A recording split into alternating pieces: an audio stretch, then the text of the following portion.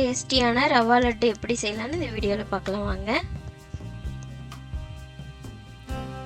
ரொம்ப சிம்பிளான ரெசிபி. தேவையான பொருட்கள் பார்த்தீங்கன்னா, நான் 1 கப் ரவை எடுத்திருக்கேன், 1/2 கப் சர்க்கரை, 1/2 கப் வந்து துருவிய தேங்காய், முந்திரி, திராட்சை, நெய், பால். இன்கிரீடியன்ட்ஸ்: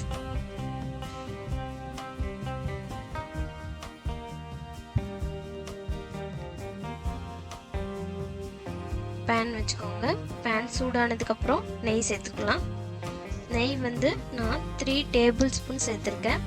நெய் சேர்க்குற அளவுக்கு நமக்கு லட்டு வந்து சூப்பராக வரும், சாஃப்டாக இருக்கும். நான் 3 டேபிள் ஸ்பூன் சேர்த்துருக்கேன். நெய் சூடானதுக்கப்புறம் முந்திரியை சேர்த்துக்கலாம். முந்திரி சேர்த்து நல்லா கோல்டன் ப்ரௌன் வர வரைக்கும் ஃப்ரை பண்ணிக்கலாம். இது ப்ரௌன் கலர் ஆயிடுச்சு பாருங்க. இப்போ வந்து திராட்சை ஆட் பண்ணிக்கலாம். திராட்சை வந்து பார்த்தீங்கன்னா நல்லா பால் மாதிரி வரணும்.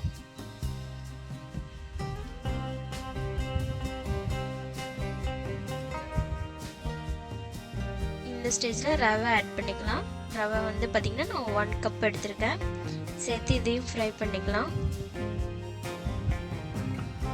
இதை வந்து மீடியம் ஃப்ளேமில் வச்சு நல்லா ஃப்ரை பண்ணுங்கள்.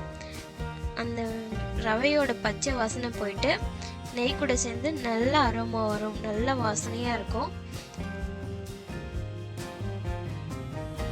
அது நல்லா அது வந்து ப்ரௌன் கலர் ஆகும்போது அதோட வாசனையே டிஃப்ரெண்ட்டாக இருக்கும். பார்த்தீங்கன்னா தெரியும், ரவை வந்து ஃப்ரை ஆகிருக்கும். கோல்டன் ப்ரௌனில் வரணும், அந்த அளவுக்கு நல்லா ஃப்ரை பண்ணிக்கோங்க.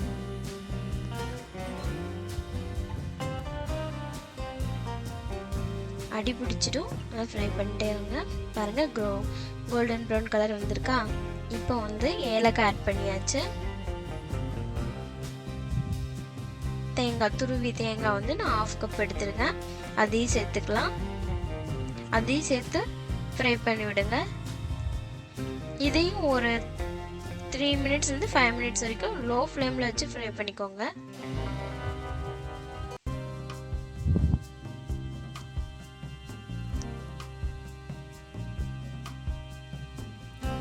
ஃப்ரை பண்ணிகிட்டே இருங்க, அடி பிடிச்சிக்கும், தீஞ்சிரும். இந்த ஸ்டேஜில் வந்து சுகர் ஆட் பண்ணிக்கலாம். சுகர் ஆட் பண்ணிவிட்டு, சுகர் வந்து உங்களுக்கு நான் 1/2 கப் ஆட் பண்ணியிருக்கேன். உங்களுக்கு எக்ஸ்ட்ரா வேணும்னா நீங்கள் ஆட் பண்ணிக்கலாம். சுகர் சேர்த்துட்டு ஃப்ரை பண்ணி விடுங்க. சுகர் வந்து லைட்டாக மெல்ட் ஆகும்.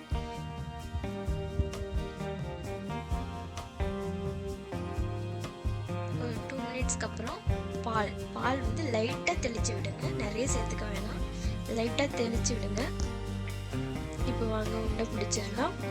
ரெடி ஆயிடுச்சு. எடுத்து கையில் எடுத்து நல்லா ப்ரெஸ் பண்ணி விடுங்க, பால் மாதிரி வரும்.